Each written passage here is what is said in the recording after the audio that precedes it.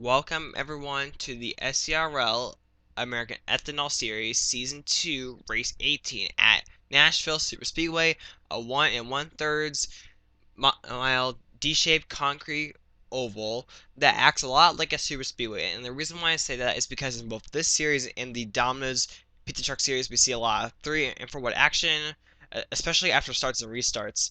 And we see quite a bit of drafting here and there, and I think that also contributes to some major calamities, such as a season ago there were several cautions, and many of the drivers high up in points had issues, and there were many surprises, and there were many hearts breaking. And I think that this season, even though it's 15 laps shorter, I think we could easily see the same thing today. And I mentioned drivers high up in points having issues. Well, I was correct. There were, I think, 5 drivers in the championship picture a season ago, and most of those drivers, or all those drivers, had some kind of an issue or just did not get that great finish. And this season, there are 4 drivers in that championship picture, and one of those drivers is the points leader, Dale Scott. I checked the past, and he's actually been the points leader ever since race 7. So he's held it for a long time. But the thing is, he hasn't exactly held it for that long, because the thing is, on 2 occasions he has been tied for the points lead. The driver that has tied him is Dean Orton, and he has a win. Right behind him, the 22 of Andrew Gorman, he also has a win, and has been known, frankly, as a driver who is great at starting up front. And then Blank Keys, the outside pole center, 4 from points. He has been crawling his way into that picture for a long time now. He's the final driver out of the four, and I think that uh, any one of them could advance or fall. And I think that it is still possible that we could have a new driver join this picture after a total of 23 laps. So I mentioned about how the race was 15 laps shorter. I think that's either going to lessen the amount of wildness that we saw a season ago, or might, uh, or we could see more of it, because the thing is, because it's 15 laps later, you don't have exactly as much time to move up to the front. So maybe many of these drivers and teams will be hitting the go button faster. And last week at Chatham, it was a pretty calm race that ended up being won by the 40 of Ben Braley. He moved up to 50 from points, and it was just an all-around pretty feel-good win for a driver that has mainly been struggling this season. And the last time the SERL was ever at this racetrack, it was a photo finish 2/1000 of a second. Lion Mills Jr. and Johnny Worth in the Domino's Pizza Trucks race. This was back all the way. I think like it was back at like race 6 or 7. So some pretty memorable things can happen at Nashville Superspeedway, and I think that this race could be one day to remember. And now let's get the cars rolling off.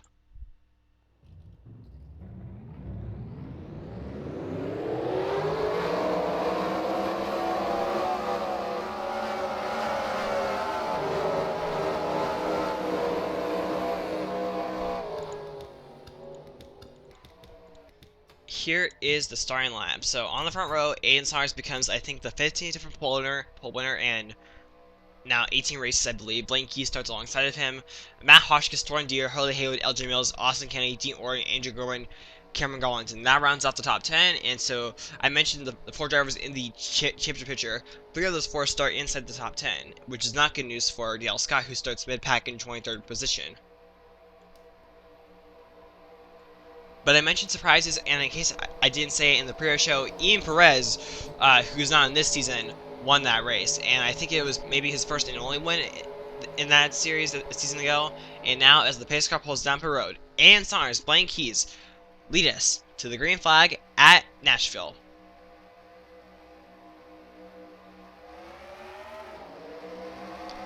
And Saunders gets a nice start.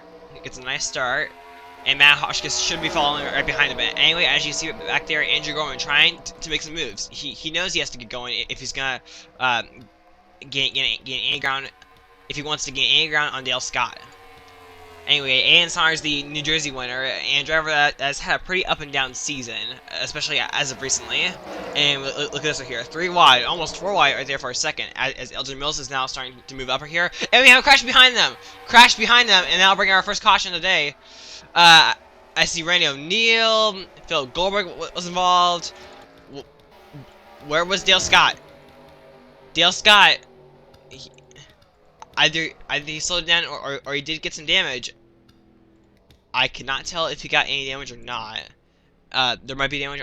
There might be damage on the right side, but for the most part, he came back in one piece.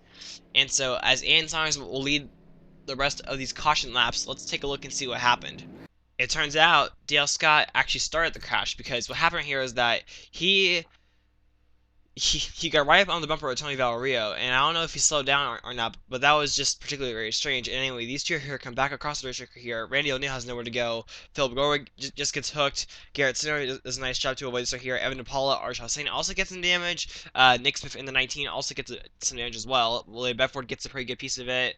Charles Belding got a little piece of it as well. And so, a crash that could have been really bad didn't end up being a really bad crash. And now let's go on board some drivers. Let's listen to see if something did happen to Tony Valerio.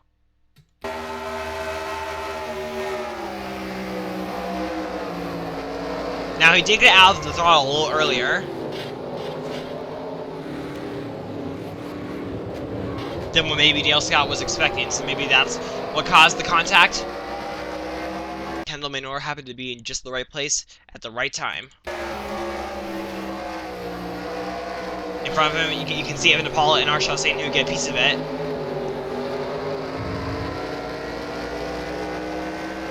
Do you want a closer view of what it's like to be a driver who just got through this crash? Let's go on board Brown Hedgehog from the cockpit.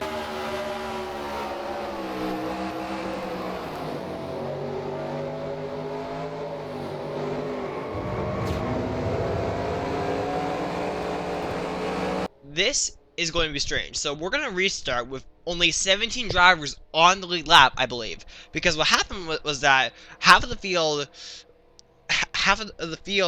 and maybe more than that, did not. Basically, they were all on a different tone. Because the thing is, in case you're not familiar, we raced until the caution. But the thing is, because half of the field took the caution and the other half of the field didn't take the caution, it caused that confusion. So unfortunately, if you're one of those several drivers that's going to restart on the inside here in just a moment, Kendall Manor is going to be the first driver to restart on the inside, and he apparently did get some damage somehow, somewhere. But anyway, this is going to look very weird in just a second. And so, I don't really think. I think it's more of like a track error to be, or a game error to be honest. I think it's out of my control because, like I said here, look at all of these drivers that got restart on the inside lane. Jim Kelly, Alan Gray, Carl Breeden, etc. Here we go. The green flag is out at Nashville Superspeedway, so this is gonna get very interesting. Many drivers are going to be fighting to get their lap back here. As Aiden Saunders stuck on the outside, that's not where he wants to be. As you can see, Dale Scott in the 15, he's one of those drivers that is currently one lap down. And oh my gosh, this pack right here is huge. So we have a mix of lap drivers and drivers that are on the lap here. Watch out for this. Whoa, Kendall Manor goes to the inside. Oh no, this is not going to be good. Watch out. This field is massive. It's huge. And this can only go so far here. Oh my gosh, we have another crash! Oh my goodness, here. Who's upside down? Biff Crafton, he's upside down. Ben Braley, last week's winner. Arch Hossain. Garrett Sinner, I think got some damage. Dean Orton, oh my goodness, second place in points for him. Garrett Sinner, yep, he did get involved. And that's gonna bring out no caution. But who is gonna get the lap back? Look. Oh my goodness, here. Did Alan Gray get his lap back? I don't think he did. So it looks like that once again we're gonna have a huge lineup restarting on the inside as Kendall Manor comes out pit road. But what a tough break for drivers like Ben Braley, Big Crafton, Arch Hossain, Garrett Sinner, and especially Dean Orton. This is definitely going to hurt him in points. And now let's take a look and see what happened. This all started when Garrett Sinner smacked the wall right here down into the three drivers that were underneath him right here. And also, you can see Blaine Keys, 4 from points, also got some damage in that as well. But for the most part, that was a crash that also could have been a huge crash, but didn't end up being. But as you can see, 2 of the 4 drivers in the championship picture did get some damage in this crash, and some of these drivers that got involved took some very wild rides. And now let's go on board some drivers. This may not be the best or the coolest flyby I'm about to show, but this flyby is just going to show the several drivers that just went straight up into the wall.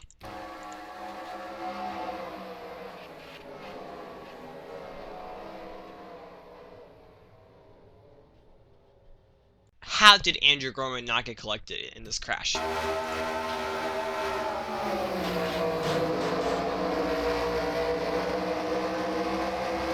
Last week, a bad finish because he got involved in the crash cost Big Crofton to fall out of the championship picture. Now, him getting involved in another crash that's going to cause a DNF and another poor finish might cause him to be around close to 10th in points.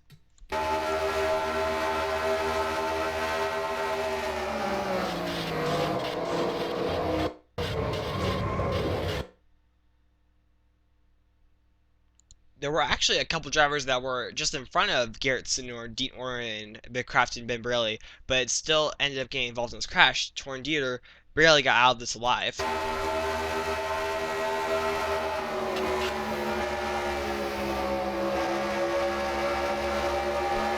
This is interesting. So, if you were one of those drivers that restarted on the inside the last time, basically you got your lap back, but instead of going to the to the tail end of the line or where you were supposed to be, you're now going to join in whoever you were whoever you were behind on the racetrack, which means that Jacob Reed is now going to be the new second place man. So it's a pretty confusing scoring at Nashville Superspeedway today. Anyway, Aiden Saunders leads us back to the green flag, and so now can Jacob Reed do anything to Aiden Saunders? I'm hoping that we can get like a long green flag run, but we'll just see it here. One driver that could be off the pace, Blaine Keys, who still has a lot of damage and is actually not coming down into pit road. Yeah, this could be trouble. Anyway, Kendall Minor is still one lap down. Hurley Haywood, who it's been weeks since he's had a good finish. He has placed himself in a very good position to do that. But anyway, it is still Aiden Saunders' race to lose. Lisa Gonzalez, Jim Kelly, all drivers that benefited from the time and scoring confusion. Another driver that also benefited was our points leader, Dale Scott.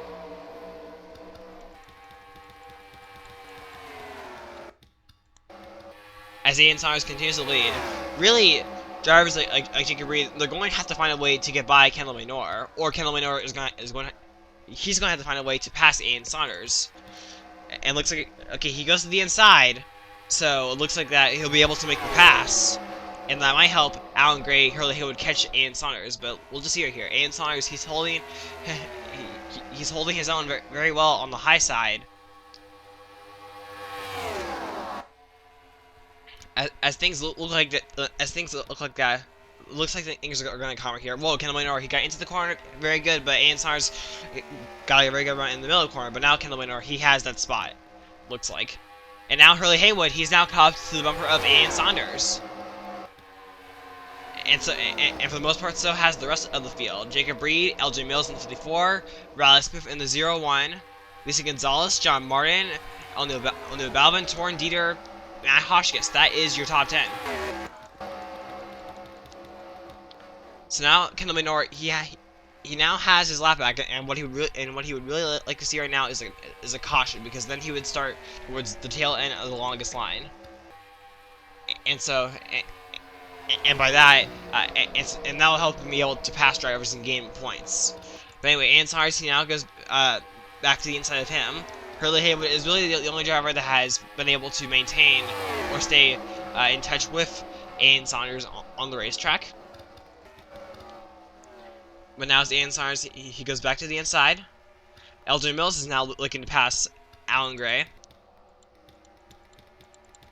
And to me, this is turning out, in the way that this looks, it looks like that Dale Scott will be able to hold on to his points lead. Where is Dean Orton?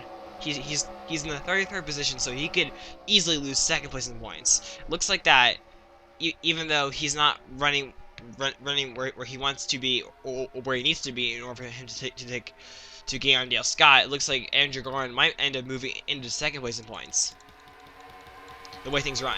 And now here to the high side. To the high side goes Hurley Haywood here. He goes to the outside, but is he going to be able to take the spot? LJ Mills has now all of a sudden joined the party here. Man, it looks like that Nashville Superspeedway looks like that is one of the best tracks to get an outside groove working right here. And Hurley Haywood, he has the spot cleared. Aiden Saunders goes to the inside, and he lets him have that spot. But who knows here? I said it in the previous show. The Dominus Pizza Trucks race early in the season. That race was determined by 2/1000ths of a second, and we could easily be setting ourselves up for that kind of finish, especially if these two stay side by side. But how about Jacob Reed in the 29? He's searching for his first career win of the season, and he's had a pretty solid season. There haven't been like too many bad runs for the most part. Seventh in points. LJ Mills in 4th place, Raleigh Smith in 5th place. So it looks like today is going to be a good day overall for drivers that have not been in the spotlight or have just been struggling. In the meantime, Ian Saunders, he's going to the inside of Hurley Haywood here. I think he's trying to get him out of the way, or to move him out of the way. To the inside goes Ian Saunders. Will he be able to clear Hurley Haywood? Side by side, entering turns 3 and 4, out of turn number 4. Jacob Reed, he might actually, who knows? If Jacob Reed and Ian Saunders can sort of like draft together, it might help him get by Hurley Haywood. But anyway, where's LJ Mills also going to go? Because the thing is, he could decide who wins this battle for first place. But anyway, here comes Jacob Reed. Jacob Reed going to the inside of both of these drivers. He has the spot. 3 wide for first position, or almost 3 wide, as we now approach the final lap. Here we go. The final lap is out at Nashville. 3 wide. Jacob Reed to the inside. Is that going to be the winner of the race here? And we got a caution here. Aiden Saunders gets turned around into the outside wall. His chances of winning the race are over here, but now the caution is out. But the thing is, we're still racing, and we're still racing back to the checker flag, and Jacob Reed is now our leader. Oh my goodness here, what a turn of events here at Nashville. Coming out of turn number 4. Jacob Reed is going to see the checker flag for the first time in his career. Jacob Reed wins at Nashville. Oh my goodness here. And Ian Saunders, where's he? He's actually going to catch up here, and he's going to finish 23rd mid-pack after leading the most laps here. What a shame.